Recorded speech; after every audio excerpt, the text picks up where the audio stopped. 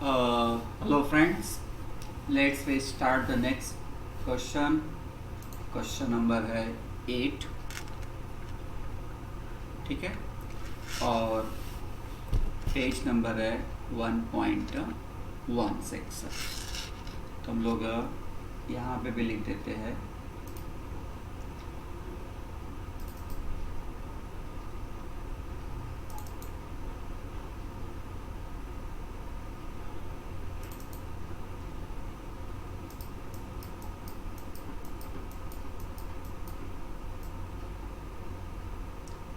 ठीक है। यहाँ पे लिख देता हूँ क्वेश्चन नंबर 8,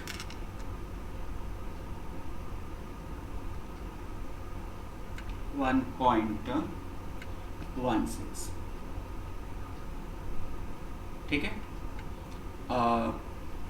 देखते हैं सब में क्या लिखा हुआ है।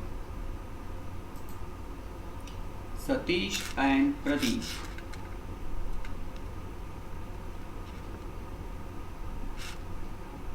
are partners in a partnership firm sharing profit and losses equally मतलब ये रेशो क्या हो गया 1:1। From the following trial balance and adjustments given below, you are required to prepare trading and profit loss account for the ended 31st March 2013 and balance sheet as on that date। अब याद रखना date पे ध्यान दो, बार बार बोल रहा हूँ कि जो ट्रायल बैलेंस में डेट होता है तो यहाँ पे डेट है 31 मार्च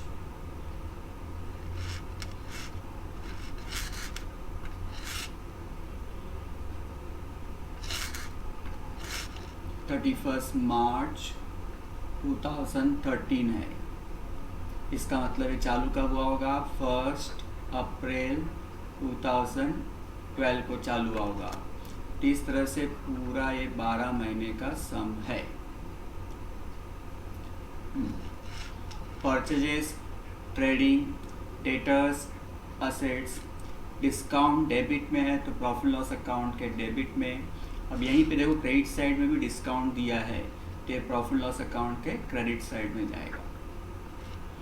then opening stock, trading, wages and salaries लिखा हुआ है तो ट्रेडिंग अकाउंट में, और सैलरी एंड वेजेस लिखा होता तो प्रॉफिट लॉस अकाउंट में।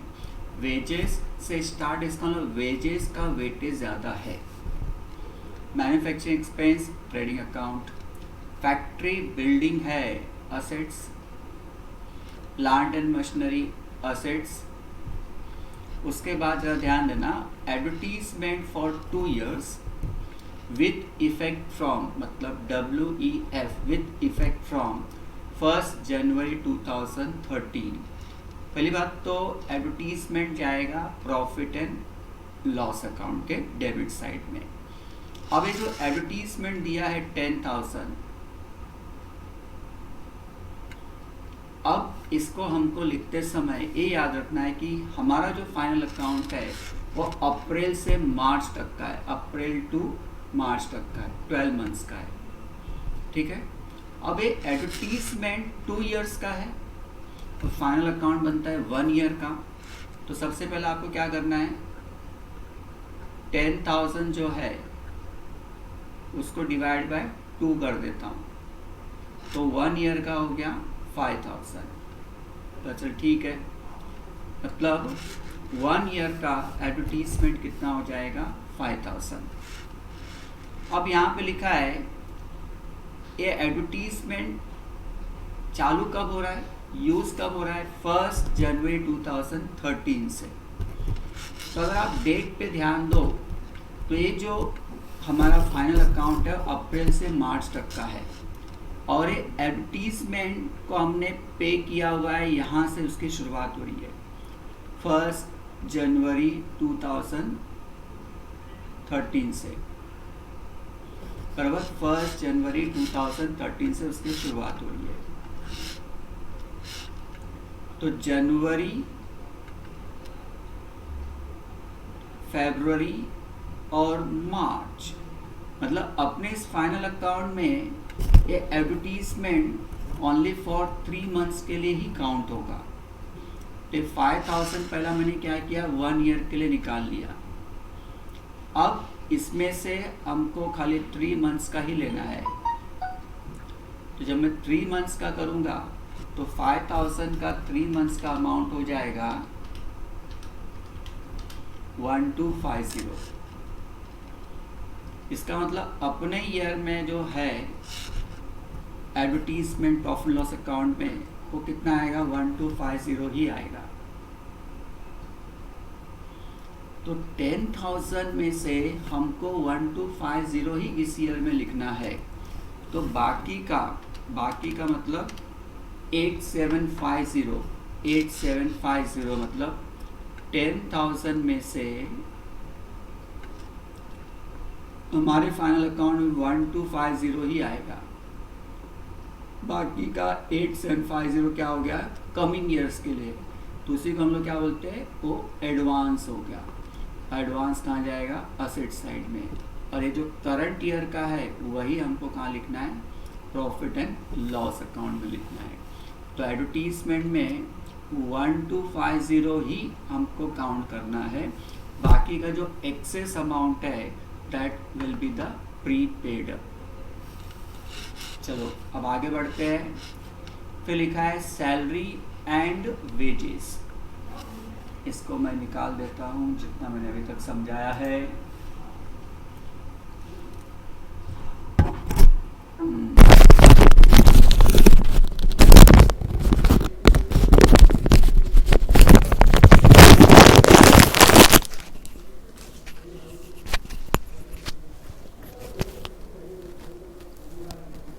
एक मिनट। अब जो आगे है वो है हमारे पास वेजेस एंड सैलरी। तो वेजेस एंड सैलरी कहाँ जाएगा, trading account. Manufacturing expense trading account. Factory building जो है वो तो असेट्स में जाएगा। प्लांट एंड मशीनरी असेट्स में। एडवर्टीजमेंट का तो मैंने आप लोगों को समझा ही दिया है, प्रॉफिट लॉस अकाउंट के डेबिट साइड में जाएगा। सैलरी एंड वेजेस जो है, salary and wages profit and loss account में। Cash in hand assets. 10% government bonds है, 10% गवर्नमेंट बॉन्ड्स मतलब इन्वेस्टमेंट इन गवर्नमेंट बॉन्ड्स, तो ये तो असेट साइड में जाएगा। और ये जो 10% लिखा हुआ है इसका मतलब ही आपको याद रखना है कि यहाँ पे हिडन एडजस्टमेंट होगा। हिडन एडजस्टमेंट मतलब बिना बोले हमको समझना पड़ेगा। अब हमने इन्वेस्टमेंट किया है 60,000 रुपीज़, तो 60,000 रुपीज़ का 10%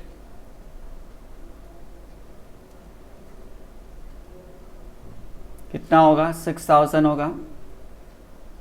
लेकिन हमने इन्वेस्टमेंट कब किया, 1 जुलाई 2012 को किया है। और हमारा ईयर कब ख़त्म हो रहा है, 31 मार्च 13 को ख़त्म हो रहा है। मतलब जुलाई से लेके मार्च कितना हो जाएगा, 9 मंथ्स। तो हमको इंटरेस्ट 9 मंथ्स का मिलना चाहिए। तो 6,000 का 9 मंथ्स का इंटरेस्ट हो जाएगा 4,500। तो ये 4,500 इंटरेस्ट हमको मिलना चाहिए। रिसीवेबल है, इनकम है। तो देखो हमारे पास प्रॉफिट लॉस अकाउंट के डेबिट साइड में दिया है क्या, इंटरेस्ट नहीं दिया है। तो इसका मतलब ही हमको क्या करना पड़ेगा, इसका साइलेंट एडजस्टमेंट का इफेक्ट देना पड़ेगा। आउटस्टैंडिंग है ये तो एक तो ऐड हो जाएगा इसके अंदर अपने इन्वेस्टमेंट के अंदर, और दूसरा कहाँ जाएगा, प्रॉफिट लॉस अकाउंट के क्रेडिट साइड में, because it is an income. चलो ये समझ में आ गया। वेयर हाउस रेंट कहाँ जाएगा, warehouse rent profit and loss account के डेबिट साइड में। क्रेडिट साइड में लिखा हुआ है पार्टनर्स कैपिटल अकाउंट, तो कैपिटल में चला गया। उसके बाद में कैपिटल में चला जाएगा ये। Sales trading account, creditors liability discount profit loss account के क्रेडिट साइड में। अब एडजस्टमेंट में कौन कौन से एडजस्टमेंट है देखते हैं हम लोग। क्लोजिंग स्टॉक जो है was valued at a cost at a market price 92,000 है, which is 15% above its cost. above its cost. Market price जो है, market price is above its cost. Cost से 15% ज़्यादा है, तो इस समय हमको कौन सा लेना पड़ेगा, लोअर वन, कॉस्ट प्राइस. वो कैसा निकालना है थोड़ी देर के बाद हम वर्किंग नोट करके देखेंगे. इसमें मैं आप लोगों को 3 वर्किंग नोट लिखाऊंगा, एक एडवर्टीजमेंट का, एक गवर्नमेंट बॉन्ड्स का और एक क्लोज स्टॉक का. डेप्रिसिएट मशीनरी 10%, मशीनरी को टिक कर दो. आउटस्टैंडिंग वेजेस बोला है तो वेजेस एंड सैलरी को टिक कर दो. Maintain RDD 5% on debtors. एक तो डेटर्स को टिक करना है, आरडीडी और बैड डेट्स को टिक करना है. इस सम के अंदर डेटर्स तो है, स्टार्टिंग में देखो डेटर्स है, वहाँ पे जाके आप टिक कर दो.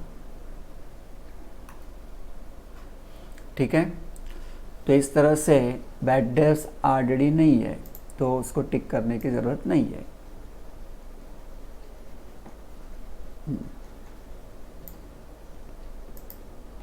अब हम लोग आगे बढ़ते हैं, सम चालू करते हैं. तो क्वेश्चन नंबर 8 है, पेज नंबर 16 है.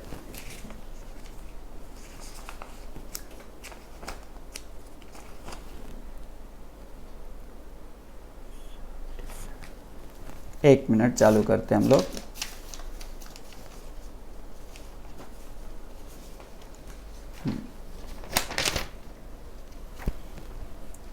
तो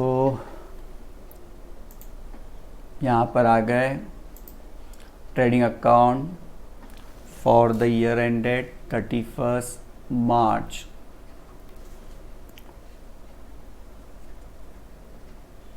2013 है. प्रॉफिट लॉस अकाउंट 31 मार्च 2013. कैपिटल अकाउंट में जाएंगे तो capital account, partners capital account लिख दिया. यहाँ पर सतीश,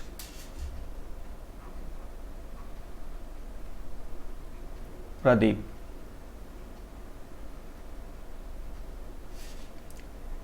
सतीश, प्रदीप. और बैलेंस शीट में भी लिख देंगे हम लोग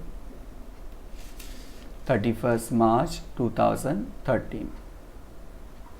ठीक है, अब हम लोग चालू करते हैं. सबसे पहला लिखा है परचेजेस.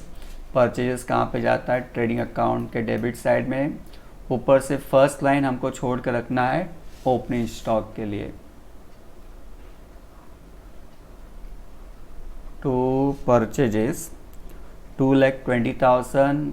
रिटर्न सही नहीं तो सीधा आपको बाहर लिख देना है. उसके बाद में सन्डे डेटर्स दिया हुआ है असेट साइड में.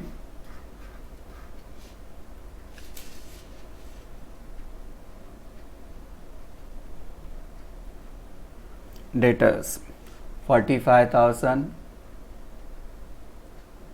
एक ही लाइन छोड़ता हूँ क्योंकि खाली आरडीडी दिया हुआ है एडजस्टमेंट में. उसके बाद है discount. Discount profit loss account के डेबिट साइड में, क्योंकि डेबिट साइड में दिया हुआ है balance.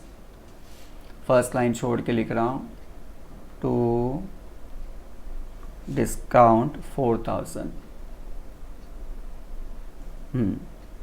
Opening stock. Opening stock कहाँ जाएगा, ट्रेडिंग अकाउंट के फर्स्ट लाइन में.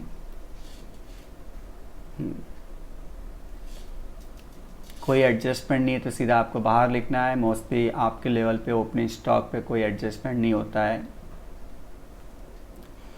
25,000.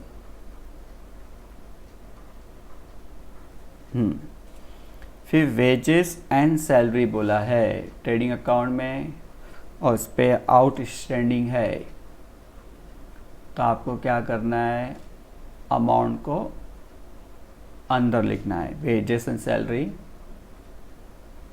23,000, एक लाइन छोड़ दिया।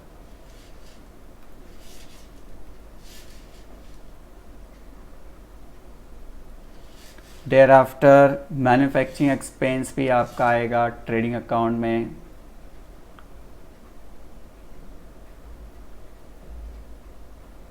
Manufacturing expense 25,500। Factory building assets है।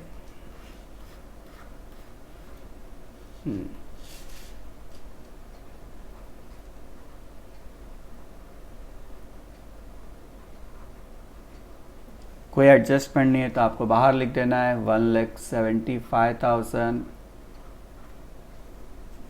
प्लांट एंड मशीनरी भी असेट्स है।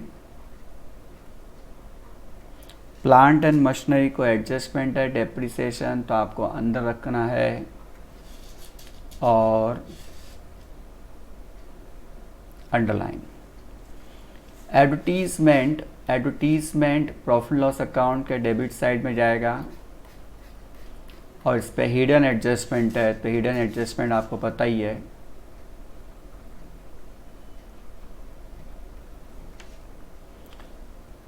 एडजस्टमेंट करना पड़ेगा, तो एडजस्टमेंट हम लोग करते हैं अभी।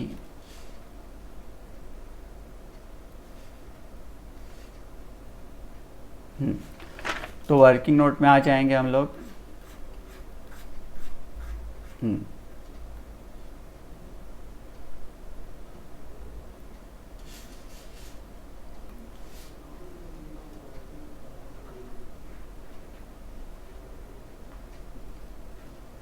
एडवर्टीजमेंट जो दिया हुआ है अमाउंट एट 10,000, ठीक है। अब ये जो 10,000 है फॉर 2 ईयर्स है, फॉर 2 ईयर्स है, 10,000 फॉर 2 ईयर्स है, ठीक है। तो एडवर्टीजमेंट फॉर 1 ईयर कितना होगा, 10,000 डिवाइड बाय 2, 5,000 हो गया। अब दूसरी चीज यहां लिखा है कि एडवर्टीजमेंट 1 जनवरी 2013 से काउंट होगा, और जैसा हम लोगों ने देखा है कि हमारा जो ईयर है वो है 1/4/12 से 31 मार्च 13 है। इसका मतलब ये जो एडवर्टीजमेंट है 1 जनवरी 13 से इसकी शुरुआत हो रही है, तो जनवरी, फरवरी, मार्च, इसका मतलब हमको खाली 3 महीने का ही एडवर्टीजमेंट लेना है। तो 5,000 इंटू 3/12, ठीक है। तो 5,000 इंटू 3/12 हो गया 1250। तो हमको एडवर्टीजमेंट 1250 जो है वो अपने करंट ईयर का है। तो 10,000 में से 1250 करंट ईयर का है, बाकी का 8750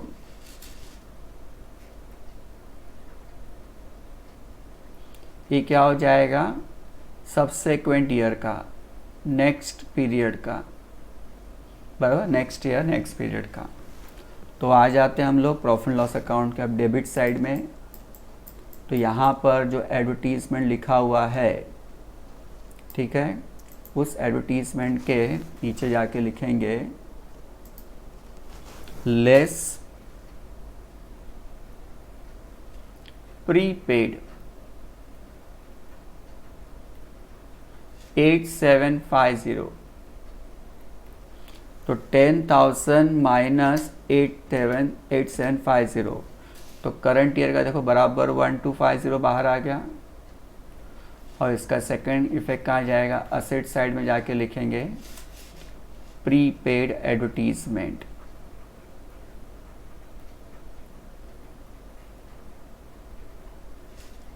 $8750, ठीक है। Next salary and wages. Salary and wages profit and loss account का डेबिट साइड आएगा to salary and wages 45,000। Cash in hand assets है,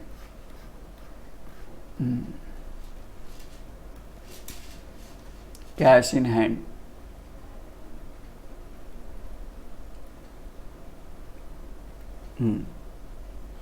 15,000।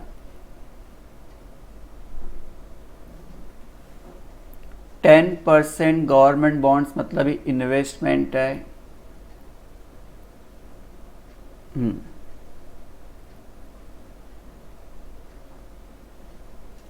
60,000 है।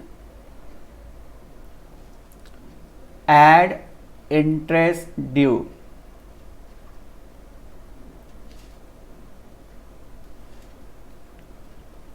$60,000 का 10%।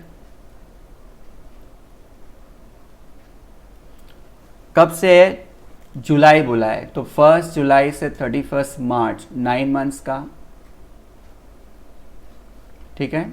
तो 60,000 का 10% पहला निकाल लो, 6,000 हुआ, फिर 9 मंथ्स का निकाल लो, तो हो गया 4,500। और इंटरेस्ट ऐड होगा तो 64,500 हो गया। इसका सेकंड इफेक्ट कहाँ जाएगा, प्रॉफिट एंड लॉस अकाउंट के क्रेडिट साइड में जाएगा। इसको हम लोग क्या बोलते हैं, हिडन एडजस्टमेंट है। तो इसका वर्किंग नोट मैंने यहीं पे बता दिया। तो प्रॉफिट एंड लॉस अकाउंट के क्रेडिट साइड में ऊपर से एक लाइन छोड़ दो, by interest due on government bonds, कितना था 4,500। फिर है warehouse rent, profit and loss account के डेबिट साइड में to warehouse rent, amount है 6,000। देयर आफ्टर कैपिटल अकाउंट है, तो कैपिटल में जाके लिखेंगे बाय बैलेंस पीडी,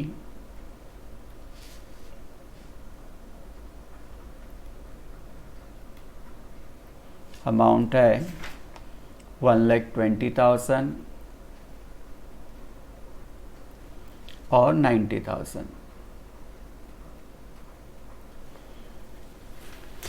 सेल्स है, ट्रेडिंग अकाउंट में जाएगा sales, first line by sales, बाहर लिख देंगे 4,30,000। Sundry creditors is your liability, ऊपर से 4-5 लाइन छोड़ के सन्ड्री क्रेडिटर्स, अमाउंट है 85,000। डिस्काउंट क्रेडिट साइड में जाएगा, तो profit loss account credit side में लिख दो बाय डिस्काउंट। ट्रायल बैलेंस का क्रेडिट साइड है, तो प्रॉफिट लॉस का क्रेडिट साइड में जाएगा 3,500। तो इस तरह से हमने सब पोस्टिंग कर दिया। अब एडजस्टमेंट पे आ जाएंगे। तो एडजस्टमेंट में सबसे पहला क्लोजिंग स्टॉक है, उसका आपको वर्किंग नोट करना है। वर्किंग नोट नंबर 2,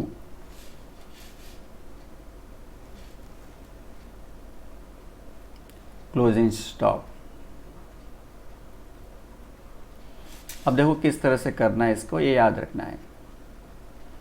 यहाँ लिख देता हूँ कॉस्ट प्राइस, यहाँ लिख देता हूँ मार्केट प्राइस, ठीक है। Closing stock was valued at a market price of ₹92,000 which is 15% above it's cost price. Cost price से 15% ज़्यादा है मार्केट प्राइस, तो लेट द कॉस्ट प्राइस 100 ले लेने का। तो मार्केट प्राइस 15%, तो 100 का 15% 15 ही होता है, तो कितना हो जाएगा 115।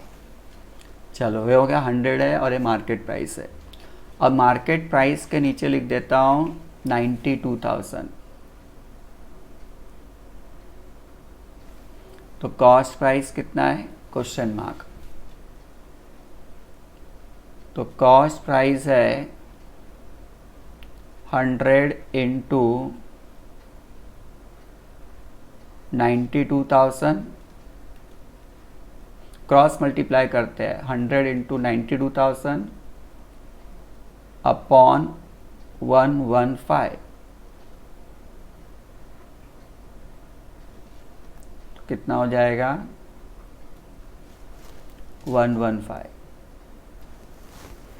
तो 100 इंटू 92,000 डिवाइड बाई 115, तो हो गया ये 80,000। अब देखो कॉस्ट प्राइस 80,000 है और मार्केट प्राइस कितना था 92,000, तो आपको छोटा वाला वैल्यू लेना वाला, चूज ए लोअर वैल्यू, तो 80,000। तो क्लोजिंग स्टॉक हो गया 80,000। तो ट्रेडिंग अकाउंट में आ जाएंगे, ट्रेडिंग अकाउंट में लिखेंगे by closing stock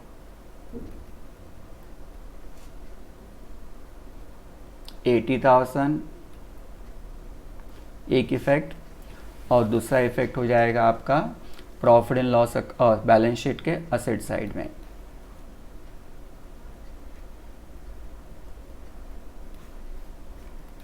balance sheet के असेट साइड में लिख देंगे क्लोजिंग स्टॉक 80,000।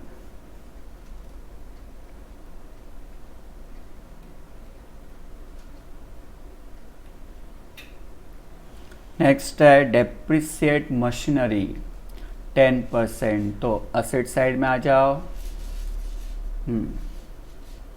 लिखो 10% डेप्रिसिएशन, तो 7,500, तो 67,500। Second profit and loss account के डेबिट साइड में, to depreciate plant and machinery 7,500। Then outstanding wages, तो वेजेस में जाके ऐड करेंगे, ट्रेडिंग अकाउंट में वेजेस होता है, तो चलो ट्रेडिंग अकाउंट में लिख दिया ऐड आउटस्टैंडिंग 2,500, बराबर। तो 23,000 में 2,500 ऐड कर लो, तो 25,500 हो गया।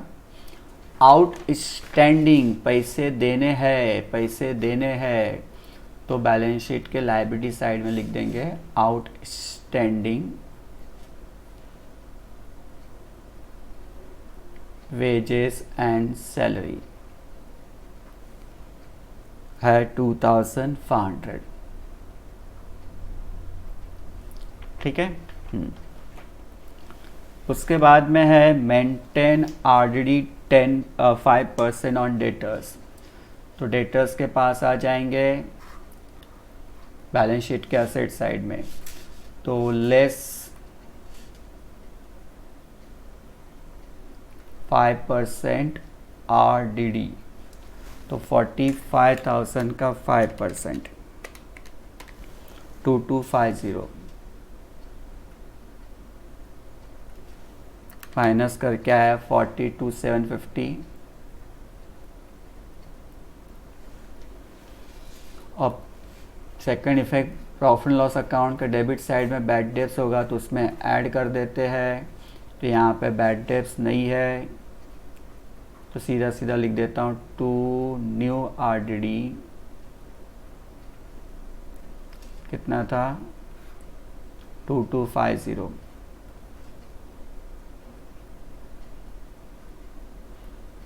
ठीक है 2250। तो इस तरह से हमने पूरा एडजस्टमेंट कर दिया। अब टोटल मारना है इसका। तो सबसे पहला ट्रेडिंग अकाउंट बंद करेंगे, फिर उसके बाद में प्रॉफिट एंड लॉस अकाउंट। अब देखो यहाँ पे कौन सा साइड बड़ा है, तो क्रेडिट साइड ही बड़ा है, तो टोटल मार देंगे।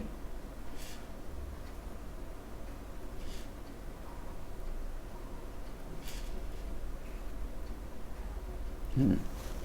4,30,000 plus 80,000, 5,10,000।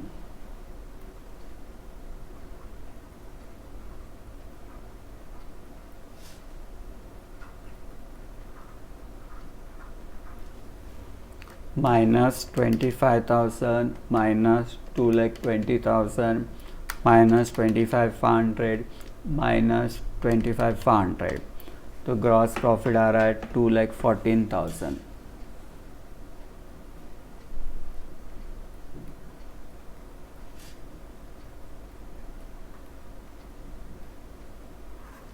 ठीक है, अब ये कहाँ लिखेंगे, प्रॉफिट लॉस अकाउंट के क्रेडिट साइड में, बाय ग्रॉस प्रॉफिट BD 12,14,000। अब इसका टोटल मार लेंगे।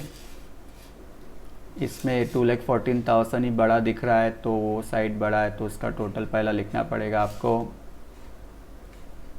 क्रेडिट साइड लिखेंगे पहला 2,14,000 plus 4,500 plus 3,500, 2,22,000।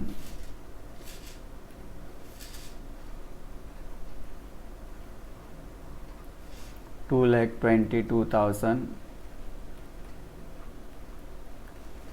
minus 4,000 minus 1,250 minus 45,000 minus 6,000 minus 7,500 minus 2,250, तो 1,56,000।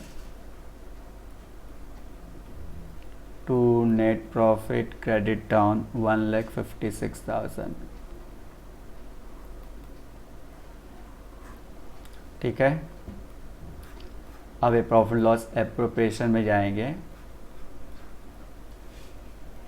2 का बाय लिख दिया यहाँ पे, by net profit brought down 1,56,000। अब इसको टोटल मारेंगे तो क्रेडिट साइड ही बड़ा है,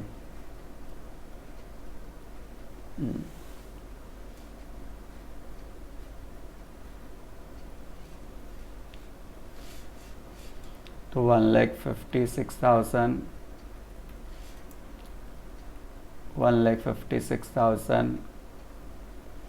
क्या आ जाएगा, टू पार्टनर्स कैपिटल अकाउंट।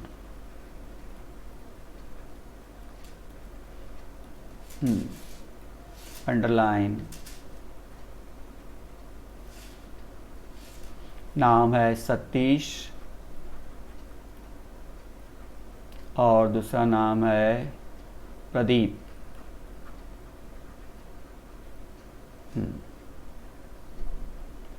तो 1,56,000 बैलेंस आया और इसका रेशो है 1:1।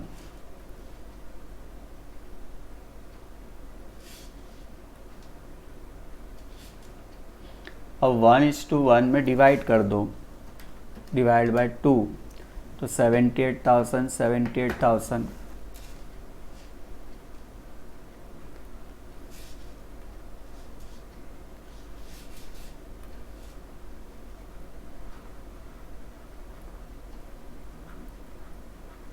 ये 2 है। चलो अब कैपिटल में आ गए, by profit and loss appropriation account 78,000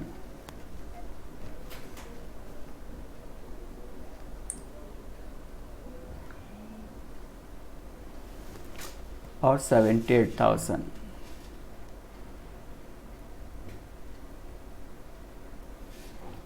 अब इसका टोटल मारेंगे।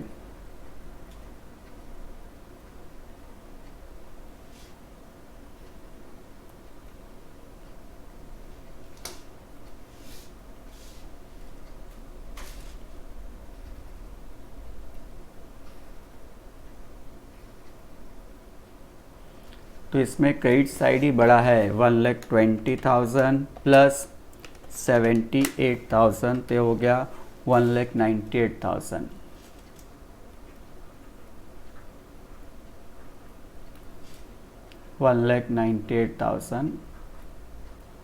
तो टू बैलेंस क्रेडिट डाउन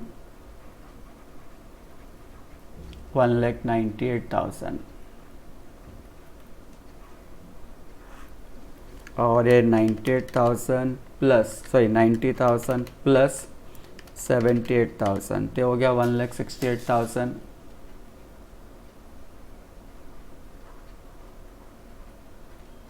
तो बैलेंस भी कितना आ गया 1,68,000।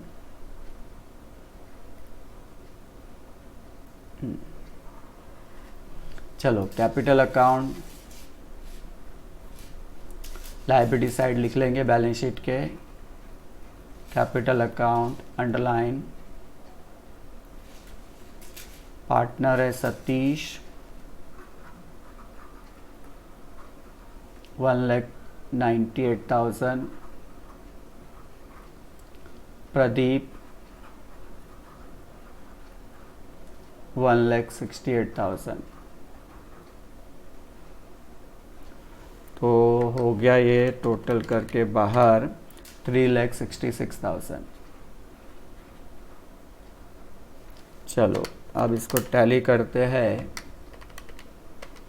टोटल आ रहा है 4,53,500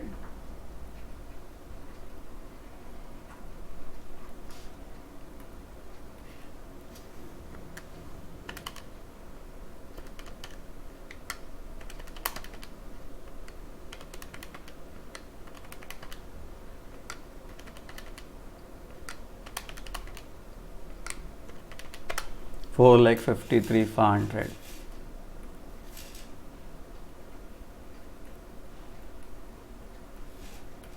बराबर टोटल कर देंगे, डबल अंडरलाइन।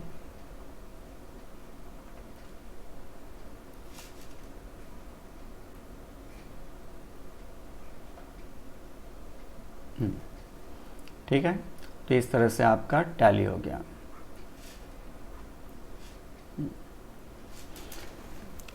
तो ये सब में जो ज़रूरी चीज़ था वो एक आपका एडवर्टीजमेंट का एडजस्टमेंट, दूसरा आपका गवर्नमेंट बॉन्ड्स का एडजस्टमेंट और तीसरा जो था आपका क्लोजिंग स्टॉक का एडजस्टमेंट। ये तीन एडजस्टमेंट का आपको बार बार देखते रहना है। ठीक है, अब मैं एक सम आपको होमवर्क के लिए दे देता हूँ। आ जाते हैं पेज नंबर 1.28 पे।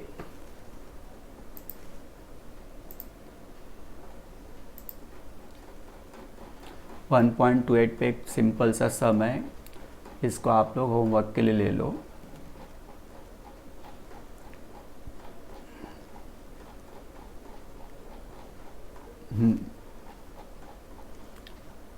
ये वाला सम है, क्वेश्चन नंबर 8 है, पेज नंबर 1.28। ठीक है, दिस इज योर होमवर्क।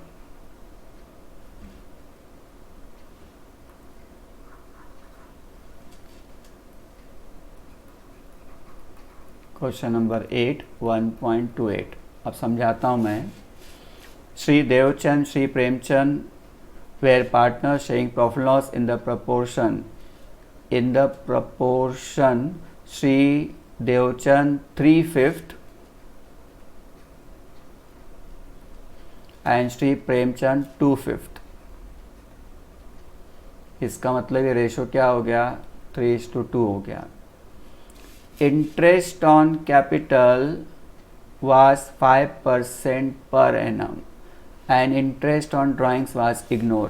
तो इंटरेस्ट ऑन कैपिटल का इफेक्ट कहाँ पे जाएगा, प्रॉफिट एंड एप्रोप्रिएशन अकाउंट के डेबिट साइड में, profit and loss appropriation account के डेबिट साइड में, और दूसरा कैपिटल अकाउंट के क्रेडिट साइड में। अगर कैपिटल अकाउंट नहीं होगा तो करंट अकाउंट के क्रेडिट साइड में लिखेंगे।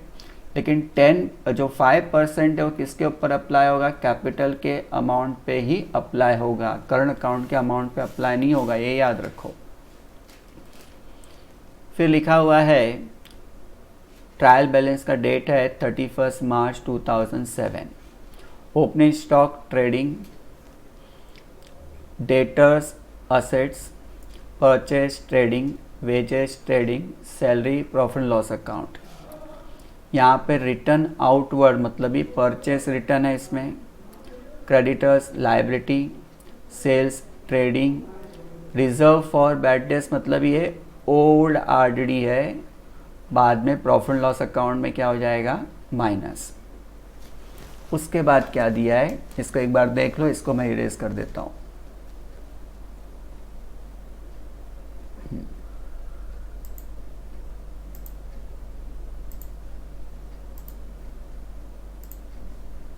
ठीक है,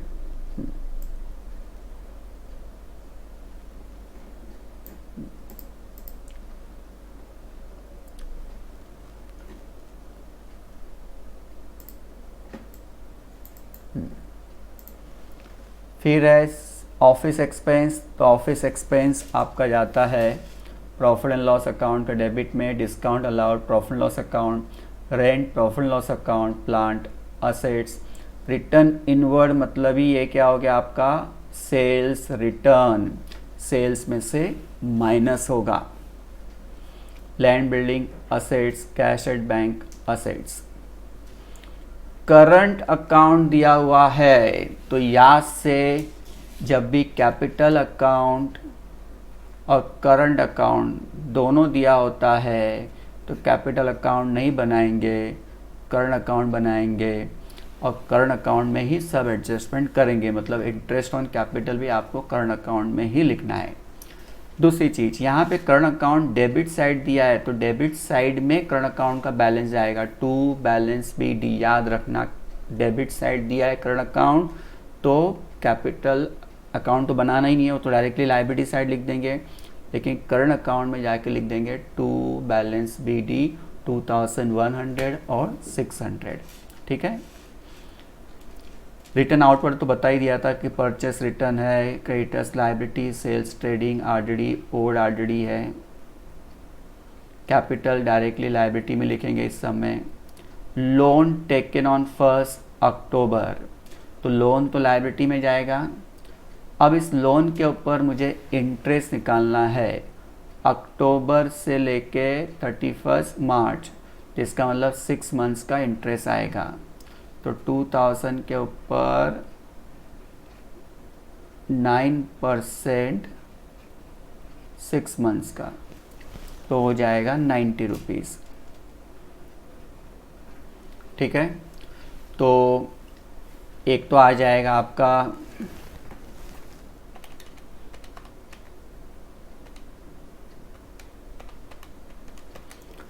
ऐड हो जाएगा लोन में, और दूसरा प्रॉफिट लॉस अकाउंट का डेबिट साइड में। लेकिन पहले एक बार देख लो, ट्रेडिंग अकाउंट का डेबिट साइड में इंटरेस्ट तो नहीं दिया है, नहीं दिया है। चलो ठीक है, अब आगे बढ़ते हैं। इसको इरेज कर देता हूँ मैं।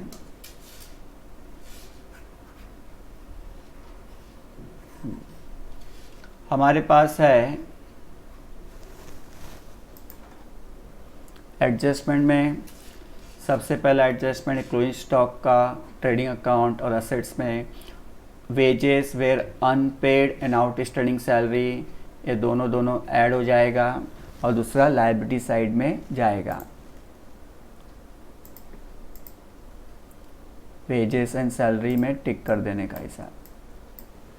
फिर उसके बाद है right up 100 as a bad debts and 5% reserve for doubtful debts. तो डेटर्स में से ये दोनों क्या हो जाएगा? माइनस हो जाएगा। डेटर्स में से क्या हो जाएगा? ये माइनस हो जाएगा। New bad debts and new RDD, और इसका second effect profit loss account में जाके प्लस हो जाएगा पहले से बैड डेट्स दिया है क्या इसके अंदर? नहीं, ये दोनों प्लस होएगा बराबर। हाँ, यहाँ पे ओल्ड आरडीडी हमको दिया हुआ है, ओल्ड आरडीडी देखो यहाँ पर दिया हुआ था, ये ओल्ड आरडीडी, तो ओल्ड आरडीडी यहाँ से माइनस हो जाएगा 200। ठीक है, फिर से बोल रहा हूँ, डेटर्स में से new bad debts new RDD minus होगा और यही माइनस जाके प्रॉफिट लॉस अकाउंट में ऐड फॉर्म में लिख देंगे, उसमें से ओल्ड आरडीडी माइनस होगा। इसको मैंने बहुत बार कराया है, फिर भी एक बार जो बोल रहा हूँ ध्यान से सुनते जाओ। फिर provide depreciation on plant and machine land building, वो पता है, और rent rates and taxes were prepaid है, तो प्रीपेड क्या हो जाएगा रेंट रेट्स में से, और दूसरा बैलेंस शीट के असेट साइड में। ठीक है, तो ये सम होमवर्क के लिए ले लो, और एक सम मैंने सॉल्व किया, और अब कुछ ही सम बचे हैं जो हम लोग नेक्स्ट लेक्चर में करते जाएंगे। ठीक है, देखते हैं अभी नेक्स्ट सम थोड़ी देर में।